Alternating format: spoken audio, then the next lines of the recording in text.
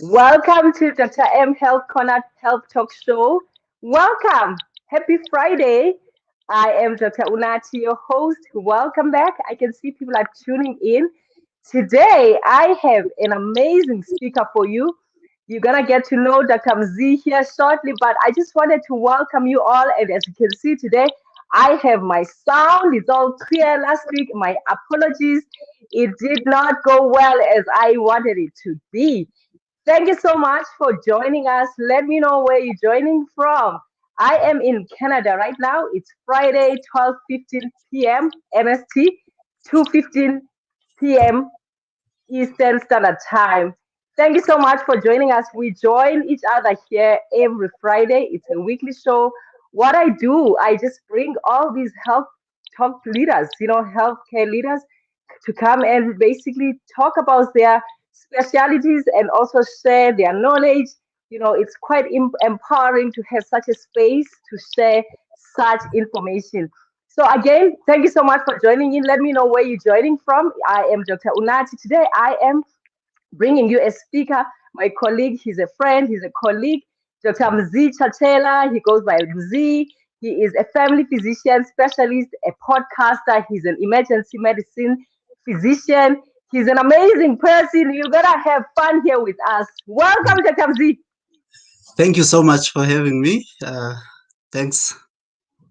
I'm looking forward to this discussion. Today, our discussion is something that I always want us to talk about, to our viewers here.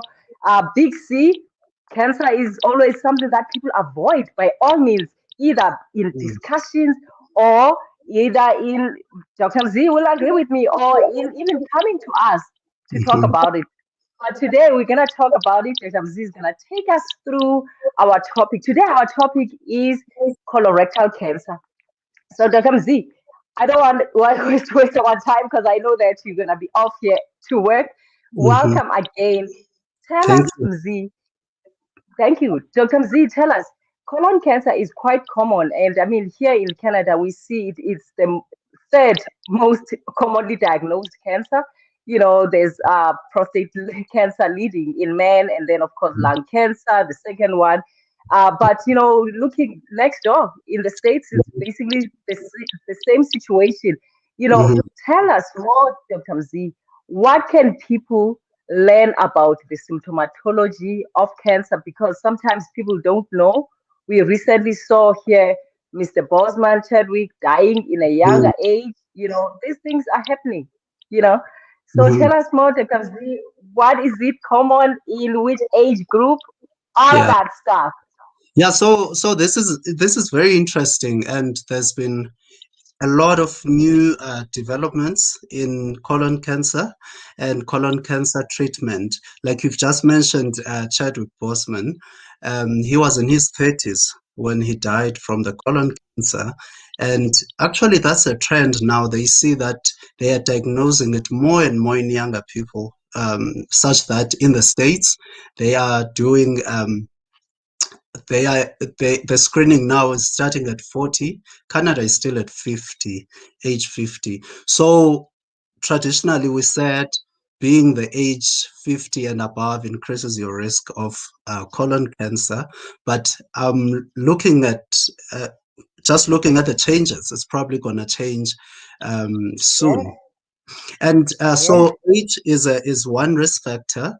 And then number two is one interesting one which applies now worldwide is obesity.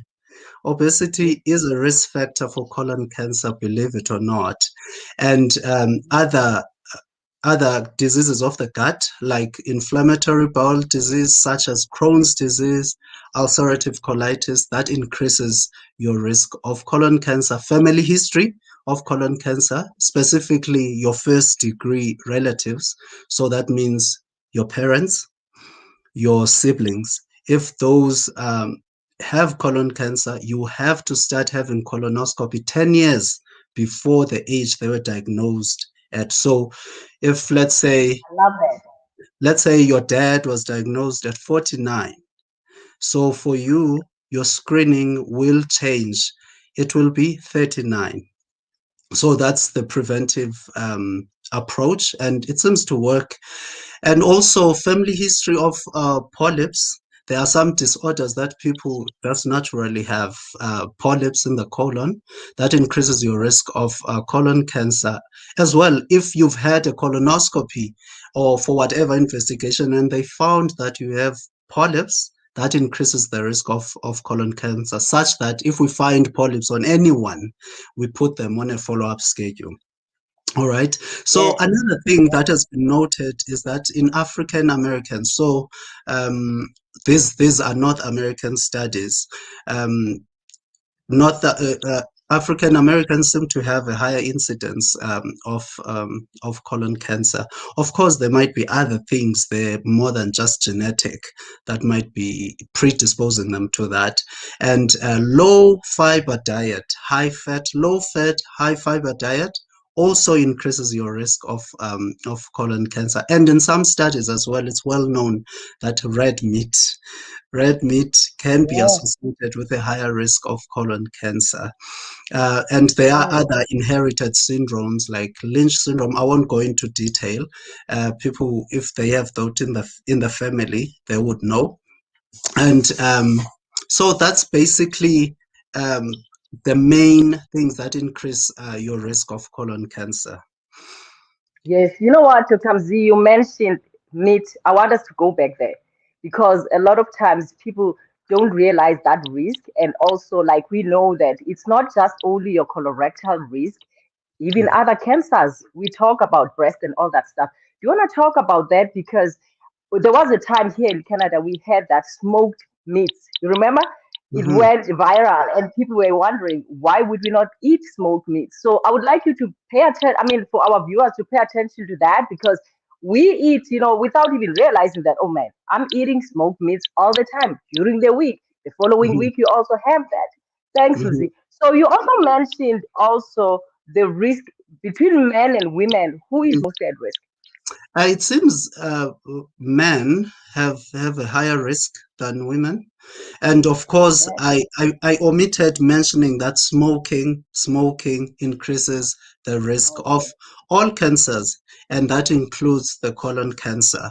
So we cannot forget that. So lifestyle is also very important. So what this tells me is you can have an inherited risk of having a cancer, but maybe your lifestyle can drive it to be sooner, or your lifestyle can delay it.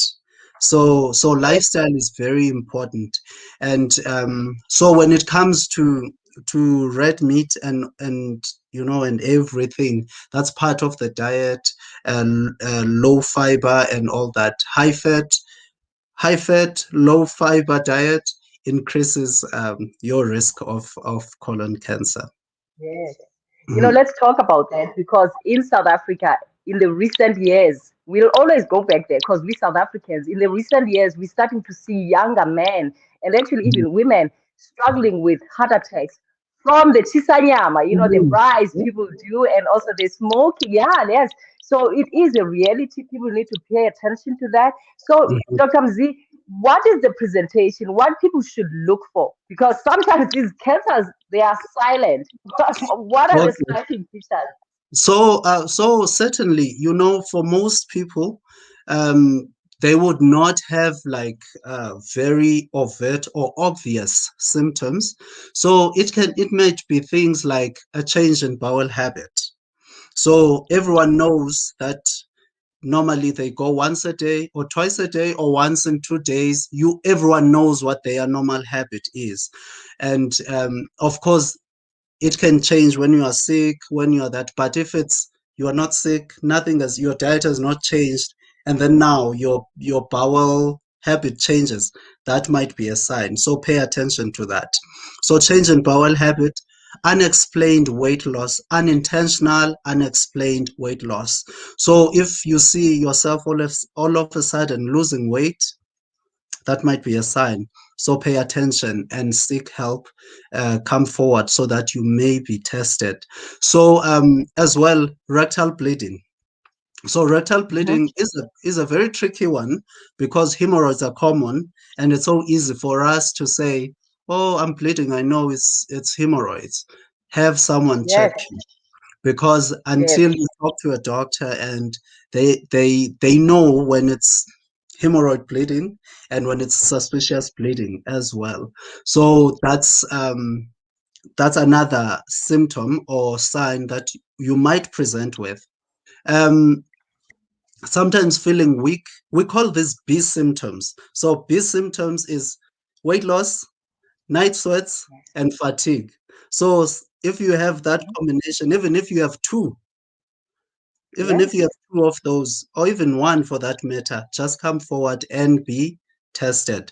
So some people can notice change in the bowel size. Some people might not even notice anything because in some cases we find people coming for the first time and it's already advanced disease at that time. Mm. So Yeah.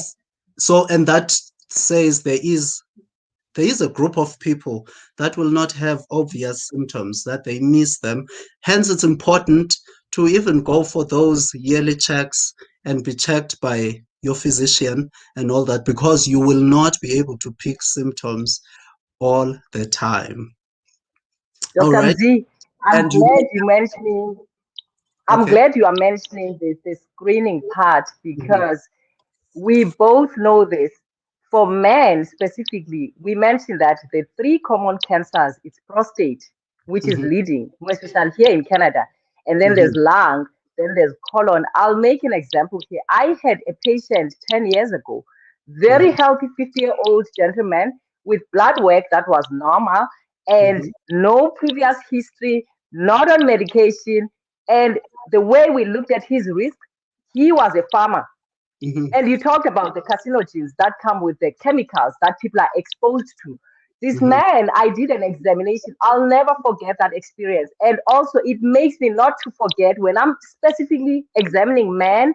I know mhm, that a lot of times men, they tend to be uncomfortable with the rectal examination. mhm, And I always tell people your examination here is incomplete without your digital rectal exam, mhm, because you will be likely to be diagnosed either for prostate cancer or the colon cancer. mhm, This man, I was confronted with colorectal cancer. Fortunately, mhm, it was in its early stage just by doing that finger exam. That mhm, rectal examination, thank you so much for mentioning that, Mzi. So mhm. tell me more, Dr. Mzi, how can people see that? Is it an immediate thing I need to act on, or should I wait for another 2 months? Because people, they tend to wait because of fear, right? Mhm. All right. So, when it comes to your health, I usually say when you see something that's not normal, it's better to treat it urgently. But the trick is here. Screening, when we test on people who don't have any symptoms, let's say because of age and all that, they are on the risk uh, profile, they meet the risk profile, we call that screening. But once you start having symptoms, screening has no role in that. You have to have a diagnostic test, which in this case will be a colonoscopy. So if someone comes with bowel obstruction, change in bowel habit, and we do an X-ray or do an ultrasound, and we see something funny, then it progresses to CT scan or colonoscopy and all that. Some people can present as an emergent case with complete total bowel obstruction. So even that. So so what I would say, if you don't have symptoms, but you are of that age, let's say 50 and above, now it's gonna be 40 soon. Go and get screened. It's important, but it's not urgent at that time. But if you develop any of the symptoms, then it's more and more urgent, because you might be looking at getting a diagnostic workup rather than screening. Yes, yes. Mhm, Thank you so much. You know what, Dr. Mzi? The screening part, I want us to mhm, talk about that because, again, we know this. I remember, I think maybe when the screening program started here in Canada with the stool test, people mhm, would actually collect those kits, throw them away. They would not do them, mhm, right? Can mhm, you just talk about that? Because people, they tend to underestimate that you are given that kit, act on it. urgent because it's Mhm. easy to forget it, right? It's easy Yeah. to forget it. Yes, yes, Mhm. yes. So the screening has evolved. We used to use the occult stool test, so where you would send the actual stool for testing. But now it's become more simpler, yet more specific or more sensitive, rather, with what we call fecal immunochemical test, so a FIT test, and it's so easy to do. You stick it on the stool and send it away. You can send it, drop it yourself, or send it in mail. That's how easy it is, you know. It's Yes, so it's very user friendly, and it's just one of those things that I would encourage people to do. Right. right, So, right, so right. what we say for screening, you see your doctor, you go for your check-in or checkup, and we include screening as part of that. But if you have symptoms, you go there for a diagnostic workup. Yes, But screening, because we are all about prevention, right? We don't want to be doing crisis management. We want to be preventing or early detection if we yes, can't prevent it, right? yes. Yes. So Z, now a person needs to know here where can it spread to? Because a lot of times that's when people get worried. What are my chances of survival? Now I am diagnosed with colon cancer. What are my chances of survival? Where does it go? How much can the doctors do for me? Okay, so it depends exactly on the we use stages of colon cancer, but of course, I would easily just say local, regional, and disseminated disease. So local would be initially, if it's just it does not even go past the layers of the colon, that's very local, stage one. If it goes across but it's still in the region, that's another stage. And if it goes to your lymph nodes, to your liver seems to be one of the first places it goes to, and then it's disseminated. So once it's outside the colon, it can be advanced. But I've seen there's a lot of developments now in treatment. We Yes. combine, you would use surgery to take out the cancerous cells. Of course, um, some might have spread in some stages. That's where you would some people use radiation, combine it with chemotherapy. Now there's even immunotherapy. So Saw immunotherapy that. is a new, it's not fully developed, but it's working. So, and the thinking, it targets the cells the cancerous cells while it's sparing the healthy Good cells, one. because chemotherapy just wipes out all the cells, right? The traditional Mhm. old chemotherapy. So depending on the stage, depending how far it is, so it can be localized, it can be regional, it can be widespread, depending on the stage of the disease, which you will get the stage and when they do the histology. Yes. You know what, Dr. Mzi? A lot of times we see our patients presenting with jaundice, the yellowing, and Mhm. you don't know where is the problem. Could it be in the liver primarily? So you're right, this could actually go to the liver. And actually, we can't forget the usage or excessive use of alcohol Yes, because we actually, I do didn't it mention a that. lot. Mhm. Yes, So yes, alcohol yes. does increase your risk. I'll mention that and actually just spread out the causes. Alcohol increases your risk, or exposure to radiation sometimes as well is can increase your risk as well. So we talked about obesity. That's linked to sedentary lifestyle, and part Mhm. of that whole syndrome. It seems also diabetes might increase it, but alcohol, smoking, and everything that develops as part of that can increase your risk. That's a very good one. Thank you for putting that in. I had to, the thing is, I had to remember that, Z, because right now we are in the pandemic. People are Mhm. locked down.